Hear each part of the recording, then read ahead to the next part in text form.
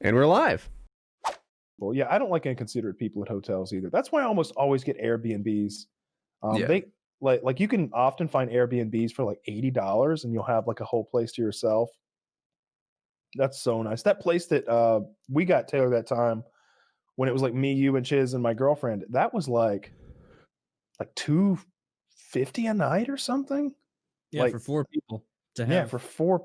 And I don't mean like $250 each, like $250 for everyone. And it was like 3 bedrooms and like a full like game room and full kitchen. It was a big house with a backyard and everything. What about the other fees? Like sometimes you're like, it's $250 a night. It was great. Oh yeah. And then we had it for 3 nights and there was a $200 cleanup fee. And no, that's everything included. Like that's after like tax, tag, and title and everything. It ended up being that. It was a self-imposed fee, but the weed fee and the Magic the Gathering card fee was immense. A lot. I rented a car from Toro, and I was pretty happy with it. I like the experience. Like, there's no rental counter where the lines can be so long. The car was right there. I returned it dirty, but not like scummy or anything. The inside was completely clean. It was fine, but the tires had run through like puddles and had like that sort of streaks of dirt next to the, behind the tires, like on the side of the doors and stuff. And he charged a good amount, like $40 cleaning fee or something. Really? Like a detailing fee? That's surprising. I could have just run it through like a gas station car wash probably and avoided it. But, like Well, Turo rents the nice cars. That might be different. I remember I worked at a rental car place and they'd be like, yeah, get it as dirty as you want. And I'd be like, you fucking asshole manager. You're not going to have to clean that. I'll probably have to. And some piece of shit people would take that literally. And like there would be folded up baby diapers in the back seat, like all sorts of trash in there. I remember I returned a car for this one guy. He was in a Nissan Cube and there were so many holes all over the car that he apparently never got through a cigarette. He would just drop it on his seat and let it burn. That's how he extinguished them. I might on my phone still have these photos from like 2013 or 20 whatever it was, where I returned it and it was so outrageous. I was taking photos and it was like just half a dozen holes just burned all over the seats.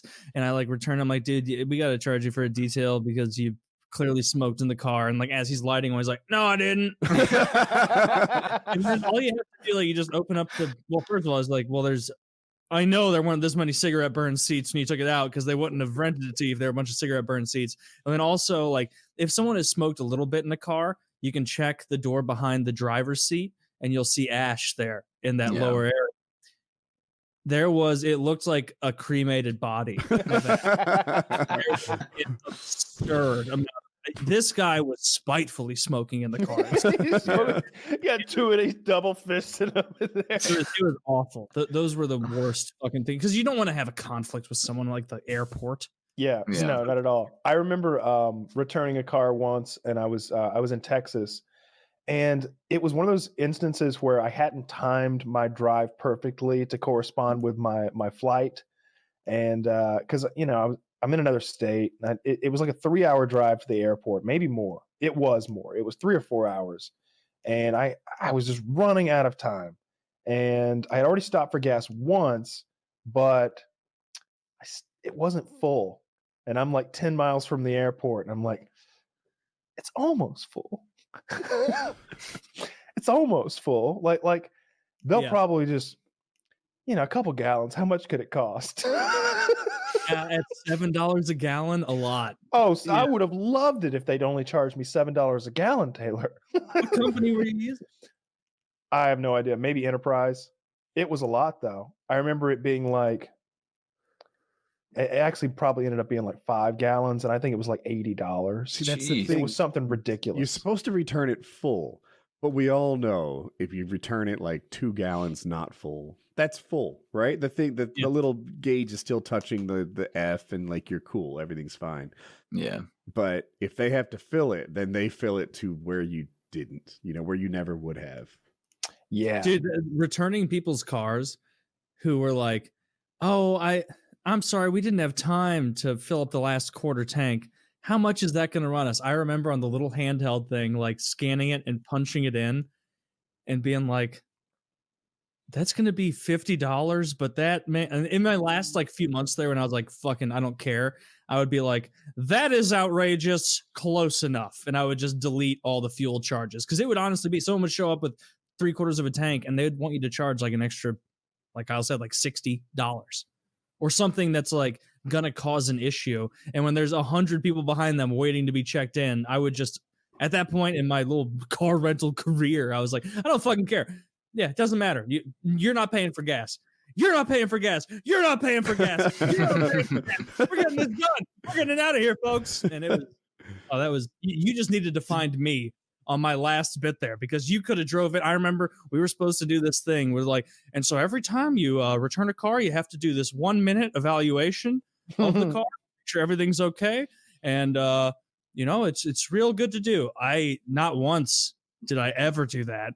I would just walk around and just kind of give it the, like, yeah, it looks fine. And I remember one time, it wasn't even me, it was this other guy who was, I think he was like baked as shit at work. He returned a car and didn't charge someone for an entirely shattered windshield to the point that like there was a hole in it. Like you can't even fix that. And so this guy invented this huge lie that when he was driving through the cleaning bay, that a mechanical part fell off and hit it. And like made up this lie. And immediately like all the assistant managers at the branch were like, that didn't happen. Like, if you buy the insurance, can you do anything? Like, so I watched you can't intentionally harm the car. Yeah. Who's the guy with the really deep voice who's been on our show a couple times? Like I don't know. Car salesman. Wiki? Yeah, Vin Wiki said it might have been him or his friend Rabbit or something. They were telling about they bought the car insurance, and they were like off-roading Ford Mustangs to where like the tie rod got ripped off the bottom or something insane like that. And they bought the insurance, and they're like, "Yeah, well, that was a good call, no problem." So if you admit to having off-roaded, that would void it. But I doubt they admitted to off-roading when they returned it. So they could have said they just hit a dust storm. Or you know, I don't know. Yeah, you can't off-road it. That's the big thing I remember is not off-roading, and you can't let somebody who's not on the contract drive. Because if you like rent someone else is on the contract and they're driving and you're a retard and you're like, yeah, well, it was Susan driving, even though it's Brad with the contract, then the rental car company can be like, well, you're on the hook for 100% of it. What if you rent like a Jeep Wrangler? You can't take it off road? No, really? You can't take anything off road unless you specifically rent it for that. But it's trail rated. There's a sticker on the side. It says trail rated. It is, but it's a liability thing from the company's standpoint. Like it's in. I know you are. It's like, oh, we're prime off-roading vehicle. No off-roading. Oh, well, Woody, I didn't realize there was a sticker. You know, the corporate policy was wrong. I am so glad to not be doing that anymore. So what? Yeah. When you didn't care about the job, did you have another one, or you just didn't care about work? It got to the point that like I was really good at a few things. I was really good at fleet management. So like if they put me in charge of that, I was really good at predicting like what the workload would be like for that day. And so it'd be like early in the morning, like, all right, pull X amount from here. Now not that many aren't going to show up. That's a waste of money. Don't send that many drivers. Like that kind of shit. Like I was pretty good at. I was good at the customer service thing too. I've told you guys about Pretend Manager, where I would pretend manager for difficult situations, and I just got a kick out of it. It was so much fun. But yeah, as far as sales was concerned, by the end, I was like writing, because it would have a little chart in the back where it's like everybody's name, and it'd be like number of tickets written. Like a ticket is just someone you're writing out for a thing. I was leading the pack in tickets every month, trailing tremendously in every aspect of sales, because they would like give you this like 12-point thing to ask people that was outrageous. And it got to the point where it was like, this line is taking forever. People are hating us. I would just be like, you got insurance? Yeah. Boom. You're good, hon. Did you get paid for it? No, you don't get. See, so I used to work customer service, and there were 4 bonuses we got. And those bonuses did so much to drive the way that we did. I was on the phone, like, you know, solving software problems. And we got a bonus for like if you solve 2/3 of the calls the first time they called, there was a bonus for that. So you knew that. And maybe the call's going on like 7 minutes, and this might be a situation where you're getting borderline on like, hey, I'll call you. Let me research this and call you back. Or, let me look at this. Like, hang on a second. Maybe I can find this answer in a few minutes and answer it right now for you. That second one became way more attractive because there's a bonus on the line. What happened is the managers at this call place figured out that what you bonus for is the behavior that you get. So, like, that's one example. You bonus for solving calls on the first try. People start solving calls on the first try. You bonus for, there's like an interaction with the knowledge base, right?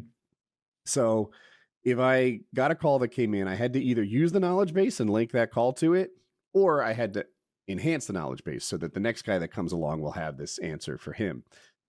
And they bonus how often you improve the knowledge base or use it. People use it every fucking call because there was money in it for us. Yeah. So if you were paid for insurance sales, you would have sold. I'm sure of it. I'm sure. Like the little benefits they would give you were so outrageous as far as money that my manager at the airport started like outrageous as in like you would have to sell so much to get a pittance, nothing, like an impossible amount to get an impossibly small bonus. That's dumb. Like if they gave you a third of the insurance, they'd make more money. Oh, they would make fucking bank if they did that. But like they make pretty much every rental car company makes the bulk of their money in those insurance packages. And so I remember there would be times where like I wouldn't sell for 3 days in a row. My manager would, he just liked me for some reason.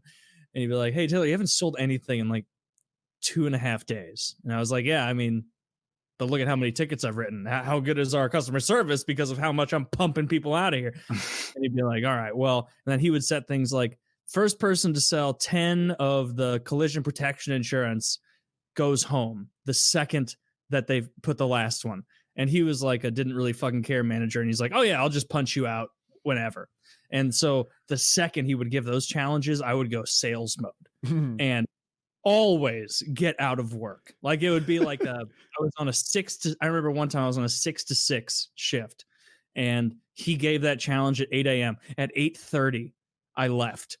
30 minutes. Like, and the way I would get people into that is I would be like, all right, collision protection, that's the only thing that you need. These other 3 insurances, ridiculous. It's supplemental to everything you already have. This one, you're only here for a day, $20 for the day. You're like that kind of shit. Like that was easy as pie. If it was someone who showed up for like 10 days, I'd be like, all right, let me just get you done really quick because there's no reason for you to spend $210 insuring something you already have insured. Get the hell out of here. And so I would just find like 10 people with 1 day rentals and be like, this is what you need. They'd be like, all right, whatever, $20, and then zoot the fuck out of there. That was my main incentive, was get out of the Boise airport. This sucks. So when you find yourself leading people or people on the call, like you get the behavior that you pay for. And that matters. And I didn't even mislead people about it. Like there was this, I've talked about this one cunt who I worked with that would just throw contracts onto forest registry people. And so I'd be like, all right, we're renting a Yukon for 3 months. And she would just throw literally $30,000 of insurance, knowing that the firemen don't give a shit. They're going to sign for whatever. And so then she would get off for forever and get a bonus. And by the time they returned it and I had to delete all of it, like nothing happened. She fucking sucked. I hope life's going poorly. I hope she's itchy right now. She's probably living in a van moderating the r/AskWomen subreddit. She's living in a van moderating AskWomen. That would be the ultimate justice. But yeah, don't believe anything those rental people tell you. They're all told to be sneaky.